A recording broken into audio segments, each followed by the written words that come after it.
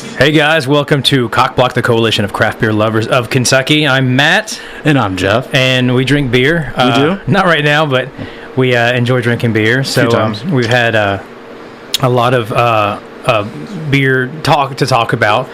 And I would like to discuss something that has, I guess, happened to me pretty recently.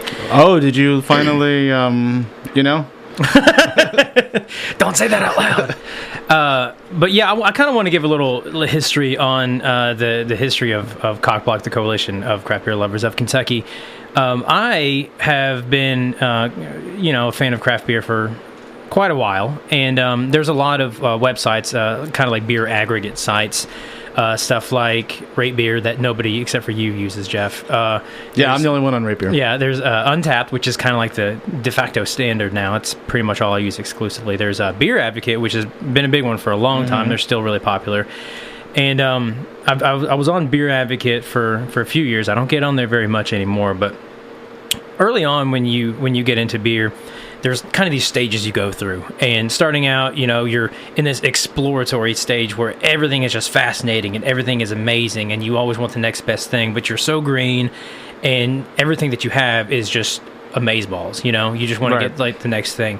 If it's not amazeballs, you don't like it. Well, yeah, logically. But then as you kind of progress and you try more and more things, you get some beer under your belt, you start learning about different things. It happened with me. It happens with everybody. You kind of develop a little bit of an ego. And it gets to the point to where it becomes kind of a game. It's like, what can I get that this person doesn't have? Or, if I'm going to trade with somebody. There's a lot of one-upsmanship. Exactly, yeah. And it's like, hey, my cellar's bigger than your cellar. Where, just all the stuff that I have stored away. And often it's, the kind of beer that you shouldn't be cellaring anyway. There's a lot of bragging. Exactly, pictures, right, look at my haul. Yeah, and I think that is, it kind of, there's a lot of people that will fall out of the game or, out of the industry and being a fan of it at that point because it does get frustrating and it's doesn't really make it fun anymore. But after being on Beer Advocate for a while, they do a lot of these things called Beer It Forward, where it's just a bunch of guys get together for fun. They send each other a surprise package of some beer, different things. They'll usually have a theme or something like that. It's just for fun, just to try new things, just to be, like friendly and stuff. Well, share the wealth. Yeah, I stumbled onto this group. This was 3 years ago. And the name of this particular Beer It Forward kind of event was SWTFW something. I can't remember. But it stands for Ship Whatever the something F you want. Yeah, exactly right. Yeah. And it started out as there was really no theme. It was a bunch of guys getting together. Everybody just ship whatever you want to each other to your designated target and just drink beer and actually enjoy what you're doing. And since there were no real rules to it, it ended up getting like a larger following than the average kind of BIF or Beer It Forward would on that Beer Advocate website. And we had so many people in there, and we were having such a good time with it that we all ended up kind of becoming buddies. And to this day, there's a lot of those guys that I've met, and I see pretty frequently guys in Chicago, guys in St. Louis and South Carolina, all over the place, and we have regular meetups and we hang out, and we actually develop solid relationships on an internet beer site, which is kind of like, I guess, internet dating for beer nerds. Right, like Match.com for beer. Yeah, exactly. Yeah. Except we're dudes and it stops at beer. Yeah, for maybe, for me anyway. Yeah, but the camaraderie in there was so strong that everybody in the group, we got to the point to where the biggest cut down we give to each other, I mean, jokingly, of course, is to just send a crap load of beer to somebody without even telling them. We call it like a ninja box or something. It's just like, oh, surprise, here's a bunch of beer, and we quote unquote destroy your porch. And it's just porch kind of bomb. Yeah, and it's just this fun thing to where it's not about one-upsmanship. It's the exact opposite. It's like, what can I give you? That you don't have, and just make it about like the other people. This is the generosity part. Yeah, and then it's like the whole, being frivolous and trying to one-up people, it's the next, I guess, evolution after that. It was for me anyway, to where you actually find people that are super generous to the point to where it's ridiculous. But I thought that attitude was just so cool, and I made so many friends doing that, even to this day, that I kind of thought it would be cool to do something locally. And the whole COCBLOK thing was just kind of started out as a joke when I was at work a long time ago, because it's a pretty funny metaphor. Or what do you call it with the letters anyway? Right. Yeah, yeah. Coalition of Craft Beer Lovers of Kentucky. But I've tried to instill that. It's a pun. Yeah, well, whatever it is. I try to instill that same mentality with a more kind of like locally based group of people. And it's kind of I think it's been pretty successful, but it's fun. You get people that are new to the game, and maybe they get to experience some of that generosity that they may otherwise not. You get people that have been in it for a while, and maybe they don't get to see some of a lot of the frustration that they had before, or even people that are just looking for that kind of group. And Well, the best thing about about having something like COCBLOK, first of all, or any of these groups, is the community aspect, that you build a kind of community around an interest. Before we had COCBLOK, some of us were on the Louisville Facebook page, which always seemed weird because it was in Louisville. And so they're calling it now Beery McBeerface, but whatever it was called the Louisville. I don't think I'm in that one. You don't know? That was the one I was in. I was always thinking, it's too bad we don't have one here in Lexington. And then out of all this, you started doing the COCBLOK Facebook page, which started just with a few people. Yeah, and now it's like 400 whatever. Yeah, which is not like by Facebook standards with this little Facebook group. But it's for not huge, Lexington special interest. But it's cool because it is primarily there's people from out of town and stuff like that too, and people, a lot of people that actually West Virginia. and even people that moved away. Or people who come into town and visit. Exactly right. Yeah, here. But you still you forge relationships, and I've met a lot of new people through it, and it's really cool to go out to a brewery or something, running into somebody like, hey, you're so and so and you're so and so, and then next thing you know, it's like, oh, hey, I got this bottle of something in my car, do you want it? And you just hand it over, and it just, again, the whole generosity. The best thing about it is the meeting, the knowing you know someone by their profile, or you've seen them talk a little bit. Even with this thing, sometimes people say to me, oh, you guys are doing the radio show, right? Because on COCBLOK we promote it. Yeah. And recognize your picture, etc. That's part of the. Then you get to talking. That's part of the community part. I mean, the other part of it was, I think, for a lot of the original people, there was some tension for a short period of time there about how big. This is what happens when communities get bigger. Yeah. They feel like they're losing the intimacy that was there in the beginning. So when it was 20 to 40, they felt a certain intimacy, and then when it's 400, they feel it's lost. Yeah. Yeah, I get it. I understand that. There's a trade-off. Yeah. But on the other hand, there's also, as you're explaining, there's these other opportunities. I mean, okay, if someone announces there's some bottle on the shelf, okay, you're right, more people will know about it and they'll run to it. But on the other hand, more stores sell that bottle, other bottles will come in. Yeah, exactly right. And, once you've been drinking craft beer for a while, you kind of get to try a lot of things and stuff like the real popular, like Zombie Dust from Three Floyds, for example. Every time that landed, years ago, I'd try to get as much as I can. Now I don't even try. But others have taken our place in that quest. That's true too. Yeah, they like to go running out. And but personally, I actually enjoy seeing people that maybe not try it or still love it, even if you've had it 200 times. If you're still to that level where like this is my favorite brew, I want to get some more of it, then go ahead, man. I really it's not about that for me, but I think a lot of people just the sharing and the generosity and the giving is really, I think, what makes this the craft beer industry something that's really special and really fun. But I want to talk about the black market aspect of it. And this is stemming from your recent trip to St. Louis from one of these get-togethers. There's so many beers that are so hard to get that they've achieved this godlike status, and it's like trying to find some Indiana Jones related relic to where it's just like it's impossible to get, but because it's impossible to get, it becomes more and more expensive. In class, we call these kind of beers whales. Oh, whales. And I hate that word. I really do. But that's what they're called. The whales, white whales, the really hard to get ones. But I see some of these that are, you and I were talking about this a minute ago, there's a 12-ounce bottle that'll go for 4 figures, and that's just stupid. Like, no beer. I've always contested that no beer is ever worth that. And, the fundamental rule of scarcity. Yeah. And if I have this conversation with somebody, the first thing they say is like, well, you ever had it? I'm like, well, no, I haven't. Well, I have actually had a lot of them. And one of my good buddies, first of all, big thanks to Jeremy Roth out of St. Louis. He's a buddy of mine in that Beer Advocate group. He actually put all this together, and this giant bottle share, giant group of people getting together, and the theme from was, your Beer Advocate group. Yeah, and there was actually other people there too, a lot of St. Louis people. But the theme was to bring in as many of the top 250 beers from Beer Advocate, and then have a big bottle share. And the actual amount of beer that we brought in was stupid. And I passed on probably 50% of it just because I didn't want to die of alcohol poisoning. But and over how many hours?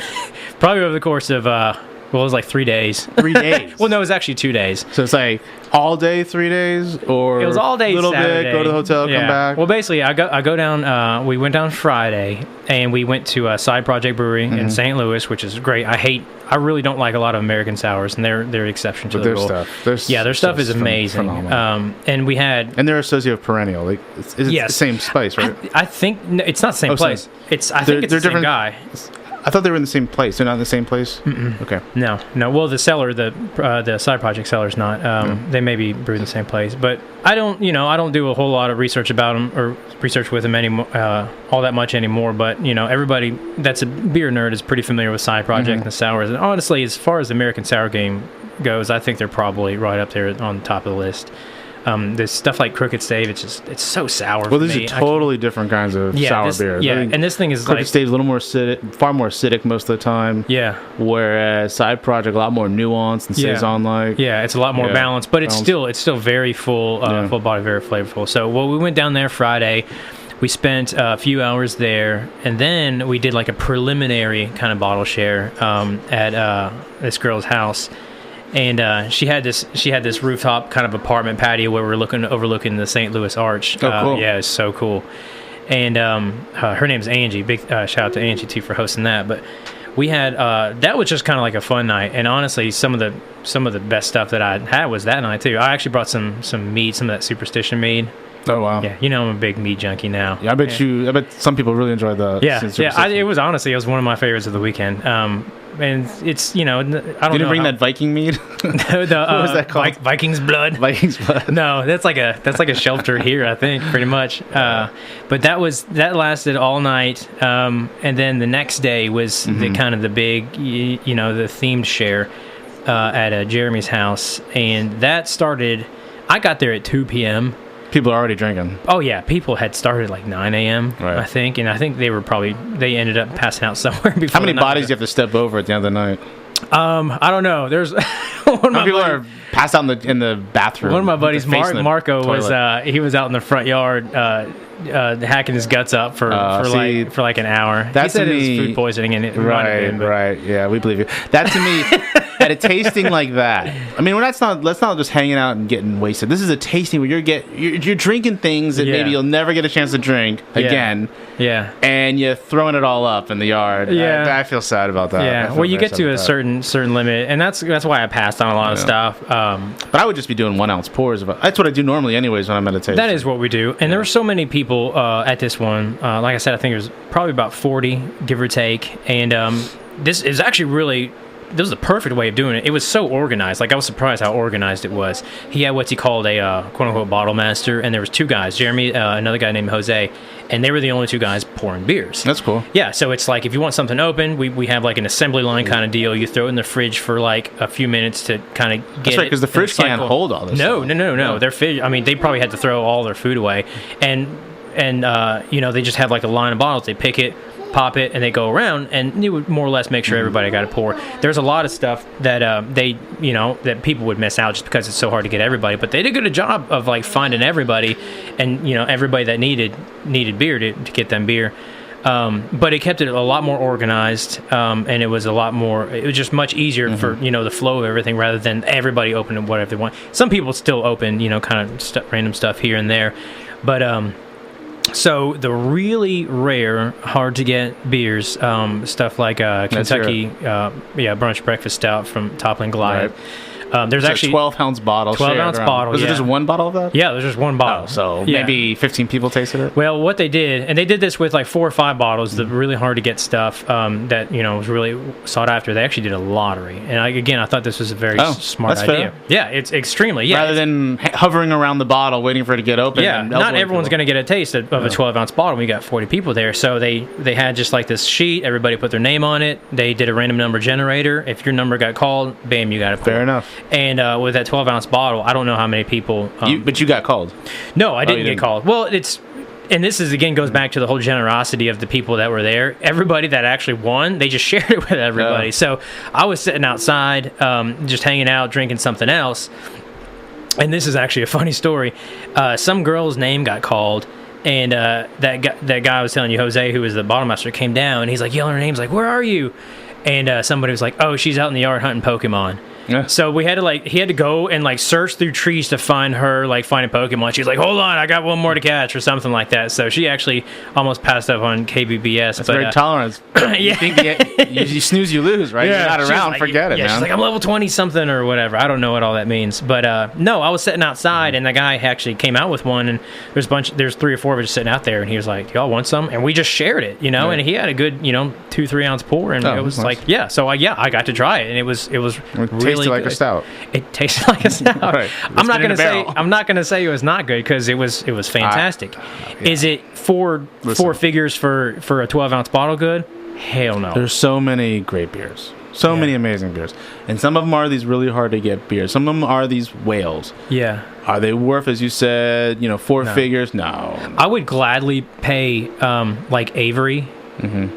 Stout prices, the shelf prices, because those are expensive for 12-ounce bottles. I do that. I buy a lot of those. Yeah. I would gladly pay that for one of those Toppling Goliath bottles. Sure, I would. I might even pay a few dollars more than that. I'll pay a few dollars more. I'll pay beyond that. It's ridiculous. 2-digit number that I guess you can't say on the air. Yeah, but it's 5 digits more than what the Averys usually go for. Yeah, I'd pay exactly. That. Maybe a little more than that even, because it's high end. It's something you're going to savor. You're going to sit in the night and enjoy. Absolutely. Well, it's like getting a really nice bottle of wine. You get something a really nice vintage or something. But the black market prices, forget it. It's not worth it, man. That's stupid. And we perpetuate this by by feeding into it. It's so rare. It's like, well, I'll give you this for it. And then they're like, no, you can't have it. Okay, well, then let me up the ante and I'll give you this. And all of a sudden, it just becomes this stupid thing to where it's just nobody wants to do it. Well, people want to trade 30, 40 beers for one beer. Yeah. Forget it. It's not even that. It's even beyond that. It's like dollar figure and travel. There was I saw somebody was telling me a story. Don Quixote, which is a beer made by Cancillon. Yeah, which old beer you can't find anymore. It's probably the rarest beer in the world that's actually sought after. And somebody I can't remember who was telling me a story that some guy had offered somebody in Belgium $1,000 to open it with him, and he said, "You pick the date. I will bring this, this, and this, and this also, and we'll have a bottle share. I'll give you $1,000, and I'll fly out there on the day you're choosing." Some people got money to burn. Yeah, and think about that. This guy wants to try one beer, and he's willing to give up probably $2,500. What you're paying for the beer, but you're obviously paying for something else. You're paying for the quest. You're paying for the moment you kill that whale. That's what you're paying for. And you know what the thing is? You're not even really paying for the experience. And I guess if it's valuable to you to pay a couple grand for the quest and for the I slayed the whale, I got the whale. Yeah. All the power to you. It's not my search. That's not what I'm going to do. And that's all intrinsic value. Because it's all in your head. Yeah. Yeah. It's emotional, really, because there's no beer is really probably worth $1,000 plus the airfare plus all this stuff. No, not at all. But emotionally, you're going to get off on that in a way. Some people are going to really get off on that. You know how finite that is, though? You know how finite that is? As soon as it happens, then what? Then what? Now what? You're going to find the next one? For me, it would be, there's that. So you have to keep, it's like being addicted. You got to get the next one. You got to get the next one. There are people like this. Yeah, that's like the definition of addiction. I think I would, if I had gone to that extreme, I would probably experience the letdown part. Yes. Oh. I don't know who. I don't know who brought Toppling Goliath KBBS, and I really appreciate them, putting it up in this share. That was very generous of them to do. I don't know what they had to give up for that. I don't know if they paid money. I don't know if they traded more beer. I don't know if they just lucked up, walked into the brewery, and got it, the first release, and they didn't know what it was. Well, if you had been, I don't know how it is now, but being a member of their, they have a society thing too. Because I've been to that brew pub.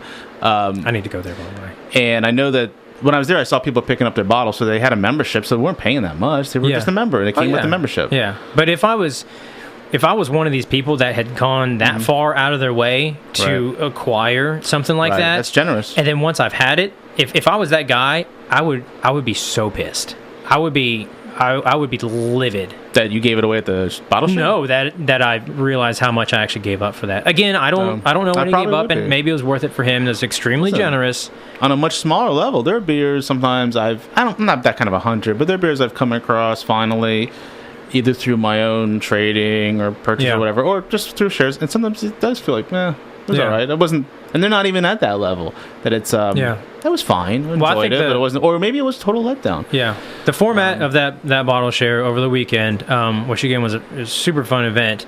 I think that's, if you want to try some of the hardest to get stuff, I think that's a smart way to do it. You got to know people, obviously. You got to have friends that are able to acquire this stuff, but just have a big bottle share, theme it like, everybody has to bring something that's good, but it's not in the mindset of like, I have this and you don't. You're talking about not replicating this, doing something. No, I'm saying like, that's, if you want to try something that's really hard to get, rather than going out of your way and trying to find something, get something that you can, but have everybody bring a little bit of something, and that way it kind of, I don't know. Although I feel that's the way our shares are here. I mean, we bring, I think 90-70% of the people bring quality beers. Oh yeah, stuff they've come across, and that's where I get a lot of some of my ticks. Through these shares. Wow, you brought that over. And the funnest part about it though is just hanging out with people. Developing relationships. But you had a good time with this. Yeah, exactly. Yeah, I had fun. Like telling jokes with people. Oh, we got all kinds of stories I was telling people when I get back. I mean, stuff that I can't say on the air.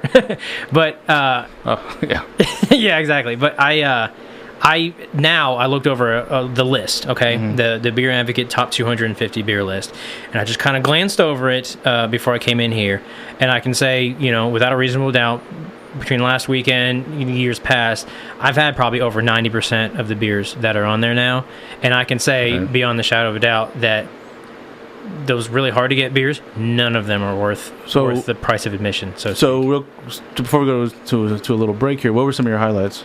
The cliche stuff, the really hard to get stuff. Again, it was all very good. Like what? Double Barrel Derivation from Side Project was great. The main brewer guy there, Corey, whatever his name is, he actually gave us one. We're at Side Project. That was really cool. The KBBS was fantastic. I enjoyed all the Toppling Glass ones. They really do kind of live up to their hype and reputation. SR71. I've heard of that, which is a stout. These are all stouts. Never had that. Morning Delight tastes like French toast. Never had that. That's really good. Alpine makes one called Great. I know, guys. It's also a small bottle. Yeah, it's. I think it's 500. Oh, is it 500? I think it's 500. And I'd heard of it. Are they one? Yeah. I'd heard of it. I hadn't had it before. I was really. I think once I was offered in a trade and I didn't take it. That one was probably. I'd say that's worth it. And these are the beers that I'm thinking are not quite as highly sought after, but I think people could attain them with reasonable means. Was Blaubeer poured? No, we didn't. I don't know. I honestly, I only probably... And that's actually coming out again, I saw, in Denmark. Is it really? Yeah, 1 bottle per person kind of deal. I only had probably half of the stuff there. So you don't even... Maybe it was poured, but you just don't know. Yeah, and I don't think it was. I saw like a what they call a kill shot of all the bottles we had afterwards. I love IPAs as much as anybody, but I don't really understand how people just get just crazy over some of these new IPAs coming out. Like... the stuff from Treehouse. It's good. King Julius. But if people are bringing King Julius, they got to bring multiple cans. They can't just bring one can. Someone brought a growler. Oh, growler, okay. And it was great, but it's like, honestly, I'd much rather just go to West 6 and get a Hell or Heaven. Dang. I mean, it's like, it's not, if I was up in, New England, I'd be drinking all the time. But like, I guess the moral to my story is to everyone out there, if you haven't had this stuff, don't think that you're going to die because you don't get it, because honestly, beer is beer. And when it comes down to it, a lot of them are the same. But that's what happens to me if I trade for a high-end IPA, which I do quite often because I love malt water. Yeah. I mean, not hop water. Hop water. Yeah. There is that feeling like first you get it and you're like, oh man, this super highly touted, rated. This is going to be juicy and hoppy IPA. But man, I drink that thing pretty quickly. Yeah. It's 22 months, it's gone. And then you're like, oh, that's it. And that's it, yeah. That's it. It's probably not coming back to me.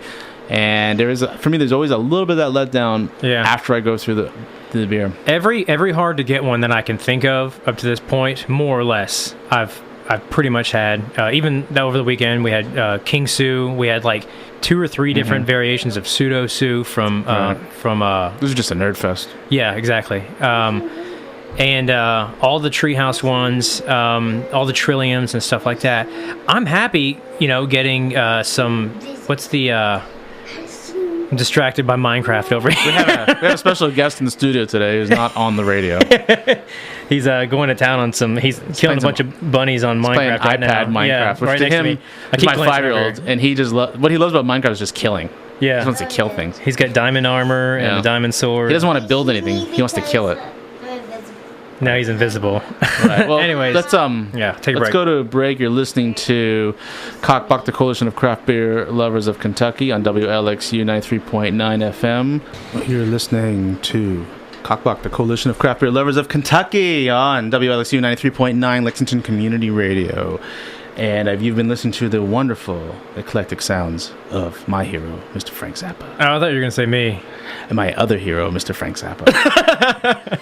So, we were talking a little bit during the break. We were having a discussion and realized we should be having a discussion on the air. Get back on the radio, dude. What are you talking about? Yeah. And I think, for me, it's a great discussion. I'm glad you came in and brought it up. I know that as a beer drinker, I definitely have FOMO. And I have fear of missing out. Yeah. And that can extend from just sitting in our favorite little beer shop in town on a Friday and watching those bottles roll in off the truck and saying, I gotta have that. If I don't buy it now, it won't be there in 3 days. It can also be like what you're talking about, going for the whales, the big beers. I'm not a big whale chaser usually, although I know I can get sucked into that kind of logic of I have to have this super rare beer. And I've had a lot of rare beers, although not the ones you just mentioned. I've had a lot of good rare beers over the last, how many years, 12 years or so I've been doing this, 13 years or whatever it is. But I think for me, it's a little tricky too, because I do enjoy acquiring beers that I can't normally get. Yeah. And if I go on a board like the Rate Beer board and I put out it in search of, I'm usually trying to do a local for local thing. I'm just look, I know, dude, you can go in a shop where you live in some state, find 6 or 7 beers right off the shelf that I've never had and probably never even heard of that are good. And that's difficult because I'll put those calls out sometimes, and the answers I'll get back are either people looking for super rare, not just everyday bourbon, super rare bourbon that even I can't get, or super rare beers. Like, that's the whole trying to win the trade mantra. All I said we're local for local, and the immediate response often is, if there is a response, because sometimes people don't even want local, is, oh, dude, can you get this? Can you get this? And it's like, maybe I'll get. It's like I don't care. Or the other thing they always want first is, what kind of barrel aged beers can you get? Yeah, we can get some things, but does it have to be barrel aged right now? I mean, can we just talk about some basic stuff and that you get? That so you're saying that's kind of a pet peeve of yours? Well, I think I'm not so much against that nerdy aspect of our interests, but it can be aggravating when you don't always want to play that game. Sometimes I want to play it, sometimes I don't. When you just want to play I'm looking, for me, it's also FOMO is about taste. It's about searching out new tastes. Same thing with food. Yeah. I like to go to places and eat in different kinds of places around the country, but with beer, it's about the elusive taste. I know there's something I want to taste that I can't get. It's not necessarily that the hyperbole and exaggeration of that particular beer. Yeah. I want to try something. I want to try something. It's trying something new, and I'm the same way. I'm kind of a ticker at heart. Ticker being somebody that wants to tick or try as many different beers as you can, because there's a lot of exciting stuff out there. There's a lot of exciting stuff on our shelves over here that probably I've never had and didn't think about it. And then every once in a while I'll grab it and be like, oh my God, like where has this been? Right. And then it kind of opens you up to it. And it can be disheartening when you go on these trade boards and these forums where most of the people are trading in that same kind of mentality. It's like, I want the rare stuff that you can get, and I'm going to try to win this trade, and I'll try to get you some rare stuff, or vice versa, or whatever. But it's going back to the group that I was in I am in on Beer Advocate. It's nice, just if something comes out, these guys will actually be like, okay, who wants this? And they'll just put it up and just send it out. If something comes out up in somewhere northeast, I'll be like, oh, that's an interesting beer I want to try. it'll like somehow show up on my porch, and then they'll be making fun of me because they just bought my porch. I would like. That's where I was trying to get COCBLOK. I feel like I gotta say the Coalition of Craft Beer. I want to get. Well, he's sitting right here, right next to me. And he's like, this is a thing, but. He can't hear it. He's in Minecraft land. Yeah, he's in Minecraft mode. But yeah, that's that's where I would love to see our little local group here get. But I want to see more of that everywhere. It is nice to be able to like talk to somebody and see like, hey, I want to try something new. What do you got? Oh, well, this just came out from this brewery down the street. What do you got? Oh, same thing.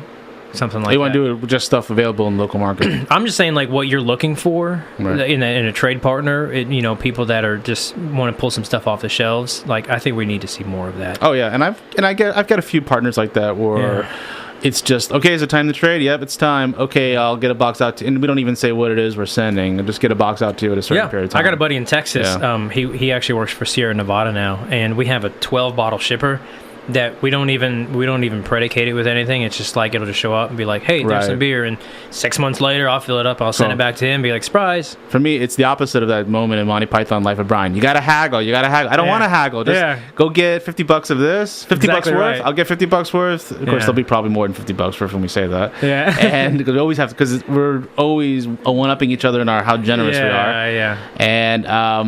And I'll send it to you, man. And usually people are pretty happy overall with those kind of deals. Yeah. Well, I think we need to see more of it. And I don't, the direction it's going. I think the whole. I'm trying to say like the industry, but the people, the consumer base and everything. We got some evolving to do, but there's still a lot. I mean, the only time I take pictures now of what I drink, I put them on Instagram. But I actually stopped putting them on Have you ever heard all of the Untapped? Facebook groups I'm on. I don't put any pictures. I'm not on Untapped either. Yeah. Have you ever heard of it? I've heard of it. It's where you tap something and then you it's where you tap. It's where you get the tap. You know what that is a reference to? No. Oh no. That sounds like some STD or something. Someone gives you the head tap. Yeah. I don't think I can go any farther in that discussion, or we will be breaking FCC rules here on the air. I need to get you one on Untapped. I'm going to steal your phone and I'm going to download the app and generate a username for you. I got like 6,200 rate beer. I can't go to Untapped now. I'm already committed. I can't get off it, even if I wanted to, which I don't. Yeah. But you can't re-enter. I put everything on Beer Advocate for a while, and that's it, man. And then I started doing Untapped. I did both for a while. What's better about Untapped? It's convenient, man. Why isn't rate beer convenient? Because it sucks, man. I take notes. I go home and I submit. Oh yeah, that's so convenient. You like pull out your like sheet of papyrus and your quill, and then I'm in the store and I'm like, have I had that before? And I just pull up rate beer and I can check it out. That's all it is, man. No, Untapped is it's mobile optimized. I feel like I'm promoting them. I'm definitely not, but it's just also just a shout out here.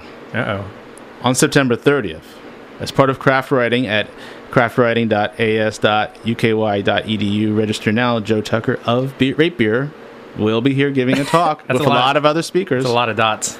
It's craftwriting.as.uky.edu. Craft Writing. Register now. It's free. Yeah. But Joe Tucker of Rate Beer will be here. I don't know who the founder or organizer of Untapped is. What his or her name is. I don't know. I was actually joking aside. I'm on Untapped. I don't use it. I tried to use it. Oh, you don't use Untapped? Or I'm sorry, Rate Beer. I was on there. I got a username and stuff. I just don't. Yeah, back before COCBLOK, when we were all doing Beer Advocate, which was where the community was as far as the only community I knew here in Lexington. Yeah. And that's how we were getting together for shares was Ken would organize it through through Beer Advocate. Yeah. Wait, I just lost my train of thought. Oh, so there were people who were saying to me then, I'm on Rate Beer. It's the Minecraft. It gets you. He sucks you in. You're like, is that Diamond Armor? I'm on Rate Beer. And then I look them up and they had like 1 rating and they hadn't checked it in 3 years. Yeah. I remember when we first started getting together doing bottle shares, I think that you were always like, are you on Rate Beer? Are you on Rate Beer? Was I like that? And everybody was like, nobody's on Rate Beer, dude. That was like 1984. Nobody was on Rate Beer. No. Nobody from this state. There's a Louisville community on there, but there's never. But nobody ever posts to it? Nah, there's a few people from Louisville I see post. But you know why? It's because nobody likes it. Why don't people like Rate Beer? What's wrong with Rate Beer? I love it. It's great. It's archaic. It's where like 80% of my trades come from. Is it really? Yeah. I hear a lot of people trading on Instagram now. That's like a thing. Oh, do they? I guess, yeah. For a while I was posting pictures on Instagram and I'd get like no likes, no hearts, until I learned. And then you got depressed. Until I realized, as a social media person, oh right, I should put hashtags. Yeah. And you put the hashtags, and then you start getting all the bots start liking what you're doing, all the porno bots. You know, where you like, Really? where you're like, what is that? And so you click on the name, and it's just like a picture of a girl seductively posing with no pictures posted, but like, call me in her I use hashtags for my work Instagram. I don't get porno bots. I get porno bots constantly. You sure you're not like responding to them? You know who's doing a really good job right now on Instagram? Who? Kevin. I think he's taking Patterson? he's taking his game now to Instagram, where he's got a good description going on, perfect pairing type stuff. Yeah, man. You should follow him. I was going to mention on the topic of new beer, trying new Right. things that's not quote unquote whales. Have you had the Jungle Boogie? I have by It's, Mars. I think it's they got it over at Beer but they're Trap. brewing it against the grain. That's why we're getting it. Are they really? Okay. That's why we get. I was the wondering can. that because I hadn't seen anything. It says in the can too. Brewed it against the grain. I don't know how to read. Oh, sorry, man. I just look at Did pictures. I sorry, look at man. pictures and I didn't mean to hit that soft spot again about the reading womp thing. Literacy matters, kids. Have you had it though? Literacy? No. Yes. Have you had it? I have, Have you had yes, the beer? yes. I think that's fantastic. It is. I think that is the quintessential example of being able to try something new that's just sitting on the shelf that is really extraordinary and really different. Man, I wish they would do a lot of canning for Mars, because I guess there's another one, a pineapple Jungle Boogie. And Yes. and I've seen their stuff on the shelves in We Chicago. have a friend, mutual friend, Mr. Bradford Johnson, that has Right. acquired some. I can't wait to try that one. Hi, Bradford. You're not invited, meet up Jeff. with Sorry, him? you're not Oh, invited. But I can't recall. Jungle Boogie is from Mars Brewing. They're out of what, Chicago? Chicago, yeah. And they made this. It's technically, I guess, a wheat or a pale wheat ale.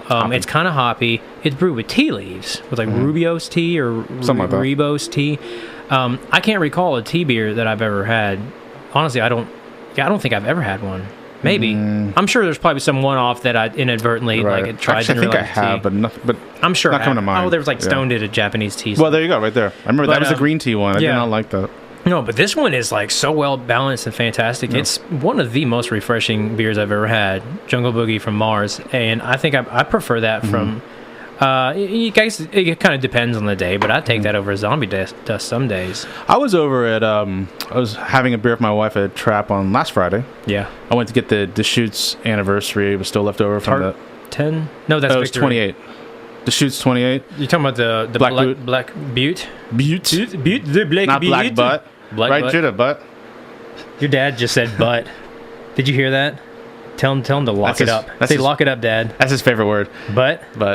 And my favorite word too. And then I was like, okay, what else? After we finished that, because we went over to meet together, hang out, have a beer, and I wanted that. And then I was like, what do I want next? And looked in the cooler. There was Zombie. Yeah. And it'd been so long since I had a Zombie that I had a Zombie, and it was nice. It's good. Yeah, it's still great beer. It's still great beer, but it doesn't thrill me. The thrill's gone. I wouldn't say the thrill's gone like BB King, but I would say that there's something FOMO part of it is gone. It's Yeah. like, it's like nice to see. I wish you could see it more often. Yeah. Unlike some people who live in Georgetown who seem to see it all the time. Yeah. Another mutual friend. What I get really excited about in trying new beer is that first time that you actually do get to try something that just opens your eyes. Yeah. And So, Zombie yeah. Dust did that for me. Do we got to go for a little break? So we're going to take a quick break Okay. here on WLXU 93.9 Lexington Community Radio. And you're listening to COCBLOK, the Coalition of Craft Beer Lovers of Kentucky. Welcome back to COCBLOK, the Coalition of Craft Beer Lovers of Kentucky. We are in the studio, live blasting Angry Birds right now. Is he playing Angry Birds? Yeah, I'm waiting for him to destroy this green pig right here. I mean, the 5-year-old on any kind of Xbox, iPad, it's just about what can I kill? What can I destroy? What can I crash? What can I ruin? Oh my gosh, he just got like 10,000 points right there. Also, somebody I know introduced him to Pokemon Go last week. Oh yeah. And I am really angry about that introduction. So now it's Oh my everywhere. gosh. I'm surprised he's not. He's well, insane about it. Yeah, I can't. He was grounded the other day, so he couldn't play it. I downloaded that game. I didn't. can't get into it. I don't get it. It doesn't make any sense to me. But Jay, do you like Pokemon Go? yeah. How many Pokemon do you have? Like 4 or 5. Like 4 or 5. What level are you?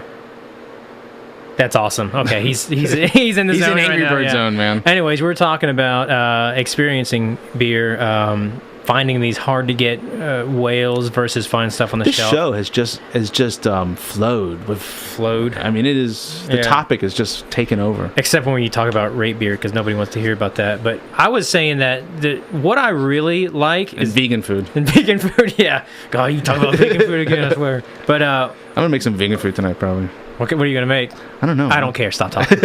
So we were talking about a lot of people. It's the chase and acquiring that hard to get beer. But I think for me, it's finding something new. And we were talking about Zombie Dust from Three Floyds. I remember the first time I had that. I actually was not blown away.